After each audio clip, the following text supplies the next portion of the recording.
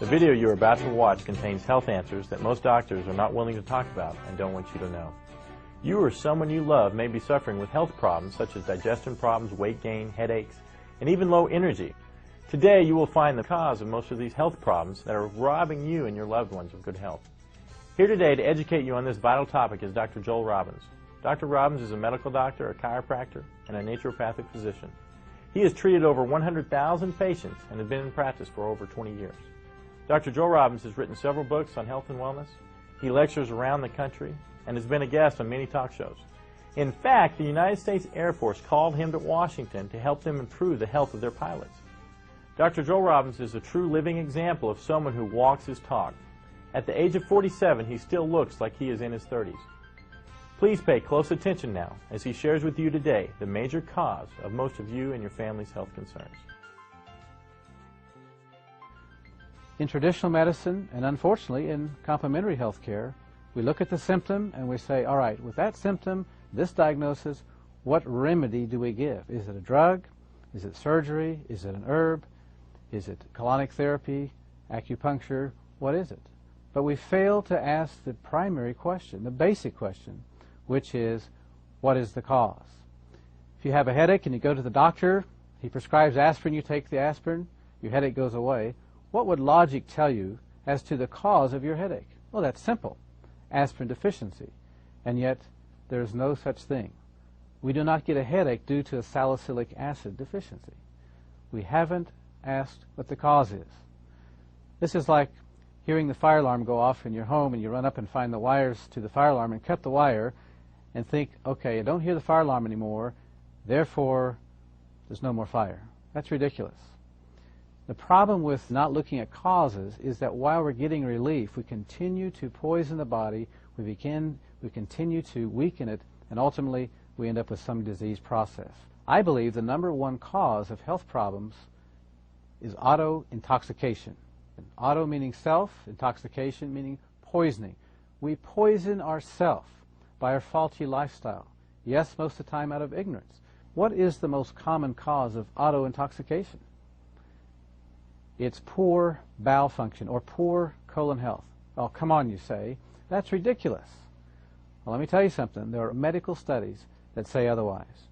Here are some very interesting facts about our colon. This first one comes from Dr. Anthony Bagier, a professor of gastroenterology in New York, concluded after a 25-year study of over 5,000 cases that every physician should realize that the intestinal toxins are the most important primary and contributing causes of many disorders and health problems of the human body. That's profound. When I went to medical school, chiropractic school, even naturopathic school, I was not taught about the relationship between colon health and physical problems. That is sad. But after 20-plus years of clinical experience and also the hundreds of medical studies, we now know better. The health of the colon does make a difference. In this video, we're going to learn how poor colon health can lead to serious health problems. We're going to learn what autointoxication is, what causes it, and what we can do about it. Many of you are hurting, many of you are frustrated, you have health problems you're not finding answers for.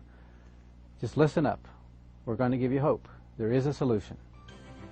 To understand autointoxication and its relationship to colon health and our health, we need to have a quick anatomy lesson. Let's look at the digestive system. Digestion begins in the mouth.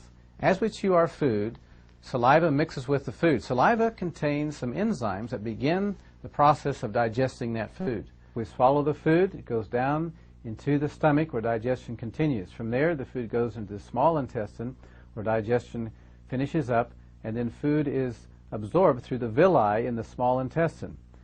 After digestion, after absorption, the food is passed on into the large intestine and becomes fecal matter. It goes across the transverse to descending colon, the sigmoid colon, and out through the rectum. Here's a diagram of your small intestine. It is about 25 feet in length and approximately the width of your thumb. On the close-up here, we see what are called villi. These are finger-like projections through which nutrition is absorbed into the bloodstream to nourish the body. Now, eating toxic food, junk food, can cause a film to build up over these villi, which will hinder the absorption of nutrition into the body. And it really doesn't matter how many supplements you take, you're not going to get the benefit of your money. In this diagram, we're observing the normal movement of food through the small intestine, and then it becomes fecal matter in the large intestine, going out in a timely fashion, one meal in, one bowel movement out.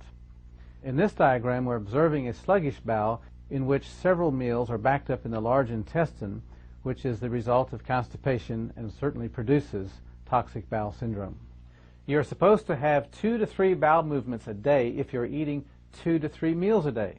The bowel movements should be effortless, odorless, and well-formed, and leave you with a feeling of satisfaction and cleanliness when you're finished.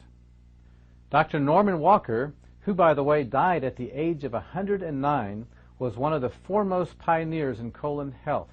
He stated that out of 100,000 autopsies that he had attended, there were less than 10% normal colons. Dr. William Hunter said, "The colon is the sewer system of the body, but with neglect and abuse it becomes a cesspool of toxins that spill over into the body." Let me tell you the true definition of regularity. If you eat a meal, you have a bowel movement. You eat 3 meals a day, you should have 3 bowel movements a day, just like a baby. You feed a baby, 20 minutes later, it has a bowel movement. So let me ask you a question. If you're eating 3 meals a day, but you're having just 1 bowel movement a day, or maybe 1 bowel movement every 10 days, as some patients tell me, sometimes once every 2 weeks, believe it or not. Question, what's happening to that food? What's it doing to our body? You're about to find out.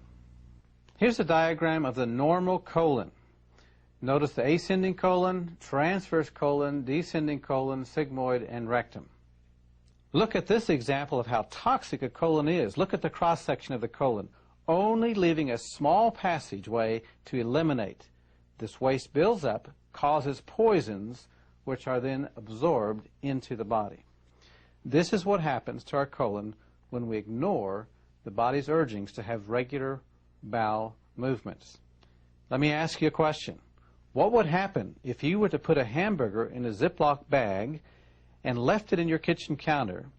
What would it smell like after a week? Or even worse, what would it smell like after several years? This is what's going to take place in our bodies if we are not eliminating properly. Here are some actual x-rays of people with colon problems. Notice the white areas, that's the colon. Notice how distorted, how prolapsed, convoluted these sick colons are. Serious health consequences are going to result as a result of these colons that are not healthy. In this diagram, we see what's known as a spastic colon. This is the result of stress. See how the colon is contracted in spasm. Obviously, this will hinder bowel function. This is a direct consequence of stress.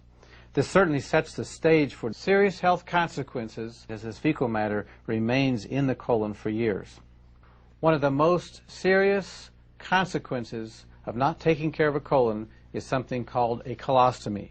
And this is where the surgeons remove the colon and the bowel matter passes out through a hole in the abdomen into a sac.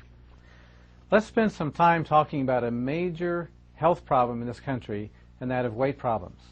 According to the Surgeon General, over 61% of the adult population is overweight. That's awful. That's tragic. There are several factors relating to toxic colon that can contribute directly to weight problem. Toxic accumulation in the bowel. As I've said before, the colon can expand up to 5 times its normal size. This swells up because of the toxic waste that's not being eliminated in a timely fashion. This leads to that condition, megacolon. This is the enlarged colon.